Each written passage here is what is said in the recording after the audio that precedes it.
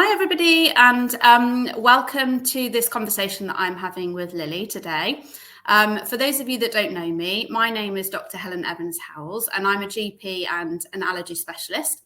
And as many of you know, the reason that I became interested in allergy and kind of diverted my training from just being a GP to also being an allergy specialist is because my own son, Ethan, who's nearly 14, had milk and nut allergies when he was younger. And we managed that for the first 8-9 years of his life. And as I was kind of going through that process, I realised how little I knew about allergy. And his specialist encouraged me to go and have some further training. And in true my style, basically, I went on and did a full master's in allergy and then went to work with the Southampton Allergy Children's Team for 5 years. And kind of my career developed from there, really. And now I offer a private allergy service in Dorset, in Bournemouth and Dorchester, and also virtual clinics. And we also have a great Facebook group that some of you will be watching from, which is free and open for anyone to join, with adults or children, called Allergy Support Group with Dr. Helen Evans-Howells. Very long name.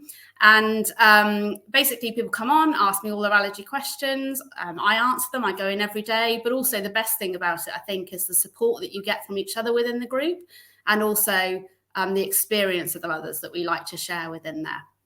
And so Lily's on the group with me and has joined me today to have a chat about her experiences with allergy, but also how that has changed her career as well, not just in the same way that mine has changed. So hi, Lily. Thank you for joining us. Hi, thank you for having me. Do you want to tell me a bit about how you got involved in the allergy world?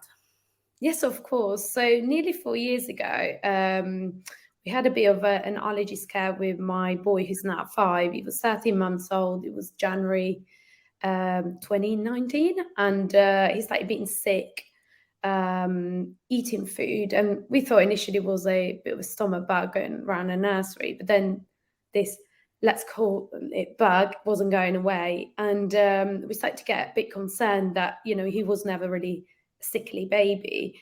And then we started connecting dots where he, one time, yes, he did eat something with nuts and he vomited immediately.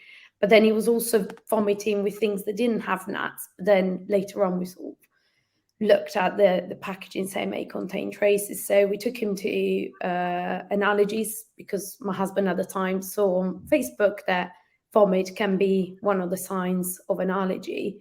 Took him to the doctor, and we had these diagnoses confirmed, which was a real kind of brick wall in your face, is a better way of saying it. I'm sure a lot of people that have gone through that journey or are going through that journey, it's really difficult kind of reality to take in at first. So that's kind of the first introduction into allergies. And then my daughter Cleo, who's turning 3 in February, was diagnosed last November with a fish allergy. Right. Okay. So nuts and fish, which were some of the most eaten foods in our household. And quite challenging, really, because the way that your son presented is not necessarily classical, in that quite often we think if you have a nut allergy, you're going to eat the nut and then obviously develop a rash and a swelling quite quickly. It's making it really obvious. So you and your husband must have had to do some research to think what is going on here, and have quite a long period, I guess, of not knowing. Well, we were quite lucky at the time. I had private medical insurance, so we were, from the time we actually thought that was what was happening, i.e. he might have had an allergy, to actually getting diagnosis, it was quite quickly. Right. But I suppose what's always played at the back of my mind, we know friends and colleagues that actually found out through full-blown anaphylactic shock. Mm-hmm. And one of the things that always played up in my mind is, what if that had happened to us, and how lucky we were to find out before that ever happened to us. Yeah. Because I think it must be very, very traumatic to find out that way. But you're absolutely right. It was kind of a bit of a, luck, I suppose, as a better way of saying it, that we found out through our own instincts, I suppose. Yeah. And I remember even when I spoke to my GP, so I remember calling my doctor to ask for a referral letter, because I knew that was the quickest way to see an allergist. And I remember him saying to me, "But why do you need to go and see an allergist? What were the symptoms?" And I said, "Well, it was vomit." And he said to me, "Oh, I don't think it would be."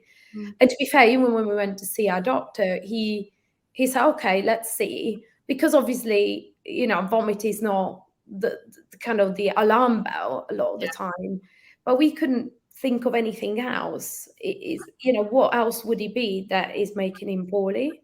Yeah, it's not a classical presentation, but it is with nuts. It's one of the ways I've seen it occur. So I've had other children where they're just vomiting, and parents put 2 and 2 together often, actually, because you're right. If you came to see me as a GP, I don't think allergy in an older child who had been weaned and seemingly fine would have struck my mind first thing. So I think it's great, really, that you both had the kind of foresight to think about that.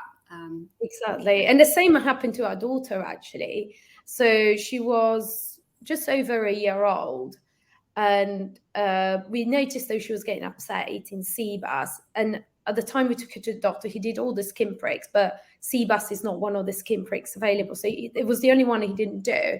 And everything else came back negative. So he said, "Look, let's, keep it under control, but I wouldn't worry too, man." But in the back of our head, we thought, no, we're not going to give her sea bass because we're not convinced. So we kept giving her, her normal food. And then one day, months later, she vomited straight after eating cod, and she came up in hives, and we were like, right, this is it. We've seen it happening before.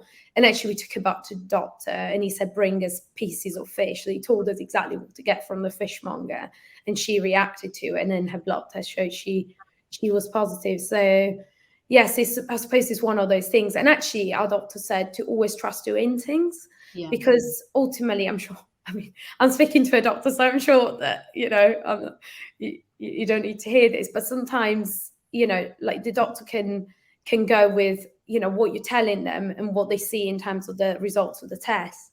But I think it's really, really important for a parent to trust their own instincts as well. Yeah. If it's something that you're really convinced that has happened and you've seen with your own eyes, which the doctor wouldn't have seen because they don't live in your home, No. then it's really important to believe in what you're saying. It is one of the first things you learn in children's training is always listen to mums or dads, because obviously, we're hearing that a lot in the press at the moment with strep infections, to listen to parents. Obviously, that can be hard because many parents come to us with their own anxieties, but that's why it can be really useful to video situations for us, take photographs, because you're right, we're not actually there, and we're solely reliant on what parents and caregivers are telling us as to what's happening. And if you're not happy, and sometimes we are right, but sometimes you need to have that thoroughly explained to you about why. And if you're not on board with that, it's perfectly reasonable to sometimes then ask for a second opinion. No, absolutely. I completely agree. But yes, so I suppose we have 2 children with 2 very different allergies, and, we live with it every day, but it's fine. We're used to it, and we found our own way to navigate the world of allergies without, I suppose, worrying about it too much. So when you had those first diagnoses, what were the early challenges that you had with the diagnosis of allergy? Because it's quite a new thing if it's not been in your family before, isn't it, to navigate? When you say challenges, do you mean post-diagnosis? Yeah. So when you first were told that your son had a nut allergy, and obviously you were kind of coming to that conclusion already, but when you're, got the confirmation of the diagnosis, it's often quite hard. And I know that parents ask me a whole host of questions. What were the first sorts of trickiness that you had in day-to-day management that you had to rethink about how to go about it? Well, it was a bit of a hard reality to kind of face, I suppose. So first of all, our drawers were full of nuts. So the first thing we did when we put our son to bed that evening is literally open all our kitchen drawers and cupboards and throw everything in the bin. I used to have nuts for breakfast, nuts as a snack, nuts for cooking. Literally, nuts were like part of my diet. I sometimes blame myself for causing it on my son, but who knows? Nobody will ever know who did it. But yeah, so that was one of the first things we did. And I suppose the first time, so our doctor gave us a lot of time, and the first time we spoke to him, it was a big shock. We had a little, still a relatively small baby, was only 13 months. And I remember sort of driving back from Leicester, which was where the clinic was. And, it's kind of, you've been given a lot of information to take in. And then actually when he saw us again, did some blood tests, he gave us more time, more information, and I was able to ask more questions. I think one of the hard bit of information to take in and accept was the may contain. So I thought initially, maybe we'll just be able to still have things that may contain as long as they're not nut product. And he said to us, well, I would highly recommend not to do it. And actually the first couple of weeks, you might think I was a bit reckless, but I was still thinking, we can still have the bread from the bakery as long as it doesn't have nuts in. But actually he was being poorly eating there even. And actually at that point I thought, no, it's, you need to accept that this is the reality of it. You can't have anything like that in the house. So, it's like changing all our eating habits. Like talking about the bakery, we used to go there every week, buy all our lovely fresh breads, cakes, but we have to stop because he uses a lot of nuts. So we bought a bread machine so we could make our own bread and not worry about ingredients and, that kind of thing. And a few months later, my brother invited us to go and stay with him in Amsterdam. I remember having a long conversation with him and say, if we come in, you've got to tell the girls, my nieces, that we can't have any nuts or any nut product on the table out and about. And, it's all kind of these adjustments where you have to not only live with it every day yourself, but you also have to tell your family and friends and people around you how to adapt around you. I think that was probably hard to adapt to. Yeah. And how did you find other people in supporting that? People were really nice. I think initially we didn't want to see people. So for a couple of months, I remember we tried to avoid social situations and, we didn't want to put ourselves in a situation where we had to be around people. But then once we got over and we told our friends, they were really nice about it and they showed a lot of sympathy and empathy towards us. And actually we've always been very fortunate that if we go to a friend's house, they will cook everything the way we need it to be, or if we go to parties or any kind of social situation, people have always been really welcoming and nice to us. It's really, I suppose because we've always been very open about it. It's never really been a secret what people can and cannot do around us. And I think it is quite a common reaction for people when they get that diagnosis to go, well, I'm just going to keep either my child or myself safe and that's it. So with children, quite often families then don't want to do any more weaning because they're just petrified about what else might happen. And I know so many people come up to me and say, that's it, we're never eating out, we're never going on holiday. And that was one of the reasons that I developed the Facebook group that we have, is because I'm passionate about trying to live like a life that you would have had anyway, with the adaptations of going, okay, it's different. It's not what we expect. Our child has got a chronic illness now, or I have, but actually we still want to have a good life. And it seems for you that was really important as well, I think. It was, yes. I mean, the eating out element was something that we avoided for as long as we could, until it was justifiable to go to a restaurant with your own Tupperware box and, bring your own food. So I think it was one of those things that we really thought about when we first got the diagnosis, but we tried to sort of, try to avoid as much as we could for as long as possible. But then obviously it comes to a point where your child wants to eat what you're eating and they want to eat at a restaurant because it's exciting to eat at a restaurant, not because you're bringing your own food. Exactly. And so tell me how things changed for you and tell us about the business that you now run with your husband. Yes. So talking about eating out. So as I said, we sort of avoided it for as long as we could because our little boy was small enough. And when COVID hit, it was only 2 and a few months. So we didn't have to worry too much. And actually the one time we went on holiday in the September during the pandemic, we ended up in a really good hotel, so we didn't have to worry. And then again, we had like months of being stuck at home, couldn't go anywhere and all of that. And then we went on holiday to Norfolk, had a really bad experience. We actually managed to, one of your worst fears is that a restaurant would actually serve you food that you're allergic to or that your son is allergic to. And unfortunately, that happened to us. I still try to sort of play back in my head, and I still have this very vivid image of chicken covered in nuts. And it was, after telling a restaurant multiple times about my son's allergy, and it's still messed up. It's incredible how they did it. I don't know what went wrong.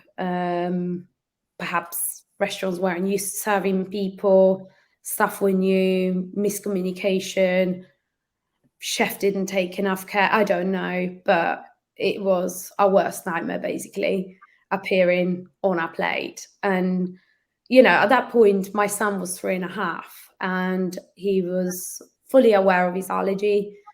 He was also very aware, but in a positive way. He would talk about it, as it was part of him. Yeah. And what James and I saw through that upsetting experience is actually we are very positive parents, and we always try to put a positive spin to everything in life so that, you don't transfer your anxieties onto your children.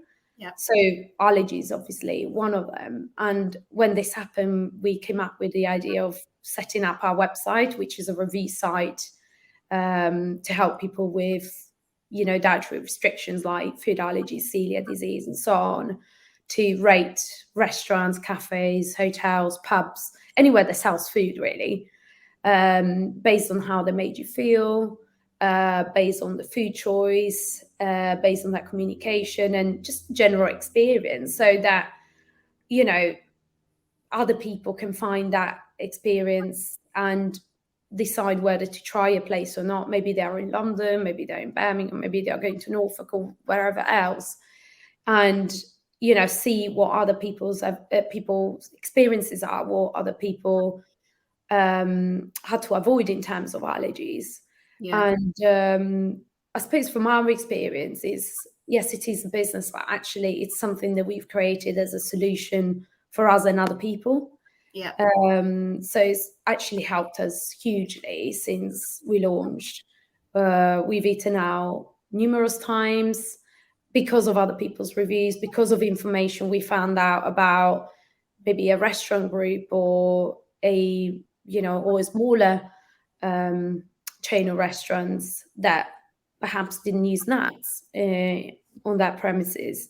So yes, that in a nutshell what I've created, and it's called Allergy Companions. Lovely. So allergycompanions.com. It is, yes. Yeah. It's really useful because I remember when, we were in the middle of France and you were like, where do we eat? And because the food labelling laws were quite different when Ethan was younger, so it wasn't so obvious when something had milk or nuts in it. We would just go to our safe zone, which for us at the time was McDonald's. But, as parents, we didn't really want to eat in McDonald's. We definitely wanted a more diverse array. And actually, I think it gives if the restaurants know that every person that's going is reviewing them and sharing that information, it gives them some sense of responsibility of okay, well, let's be inclusive and, learn. And there is a lot of learning for restaurants to do, I think, about how they can manage allergies better. Definitely. And to give you an example, we started recently working with a restaurant up in Burnley, Lancaster, and they use all allergens apart from lupin. But they get really amazing reviews on our website because they take allergies very, very seriously. That manager has created their own allergen policies to be even tighter than the policies that are out there for restaurants to use. He takes it very, very seriously. He trains his staff. He does regular refresher training. And you can tell that the results are there because people obviously go there and eat with various allergies and feel safe. So I think it's a really important opportunity for restaurants to see that you don't have to tempt people away, and and also for people to see that, there are restaurants that do take allergy seriously. Yeah. And that, yes, there have been some very sad stories in the last few years, but I think they probably served as a really strong lesson to a lot of restaurants to change their policies and their menus and think more, I suppose, strategically in terms of how to cater for more people. Yeah, because whilst deaths, thankfully, from allergies are extremely rare, and I always try and stress that because of the worries that people have, so in the UK we have around 20 to 30 deaths a year from all causes of anaphylaxis, so food, drugs, bees, so it's really very small. But obviously whenever there's a death from food, it hits the press. That's what I always tell my families, because there's always lessons that can be learned. And we all know of Natasha's family and the very sad situation around Natasha and eating sesame. But from that, the family took this tragic, terrible situation and turned it around and changed food labelling laws again for the better of everybody else who's struggling. And it's, those changes that keep coming through to food industries. And, as I'm a trustee for Anaphylaxis UK charity, as charities, we keep working and trying to push those changes. That's only going to benefit everybody that needs to live out and have a good life, really. Absolutely. And we hope that the next change is not due to, something tragic happening, but actually because, the government, the Food Standard Agency and the charities and all the businesses out there actually taking a proactive approach. Totally. Like, listen to the people who are navigating these situations, the challenges that we have, and hear everybody and make those changes rather than be reactive. Let's be proactive, which is definitely absolutely. And that's part of the reason why we launched our website. We wanted it to be a solution rather than, something that was created because something, went horribly wrong. And obviously in our situation, it could have gone that way, but we were lucky enough that I spotted the mistake. Yeah. And we saw an opportunity to do something. So are the reviews just of restaurants in the UK, or does it extend further afield than that? So it extends as far as Ireland, but we're looking at kind of next sort of geographies to expand it to. So you can we'll keep people updated as and when. That's good. And you've got a campaign running at the moment with Anaphylaxis UK to help support them. Do you want to just tell everybody about that? Of course. So when we sort of decided to launch business, we always wanted it. We didn't want it to be about just being a business. We always wanted to have a charitable purpose, because the way we feel, if allergies didn't exist, then our website wouldn't be needed, and it would mean that our son and our daughter don't have allergies. So we always want to have a charitable purpose. So for this Christmas, we are donating £1 for every review we receive on allergycompanions.com, and we will donate it to Anaphylaxis UK. Their Christmas initiative is called oh gosh, I completely forgot. It's the gift of reassurance. Apologies. It's called the gift of reassurance. So we're supporting their gift of reassurance. So we are being part of it, so that people like there's a lady called Baal and her son Eden who rely on the services provided by Anaphylaxis UK. So simply by taking a minute of your time, leaving a review on our website, you can support their amazing initiative, which obviously is being talked about this Christmas, but obviously the charity runs all year round.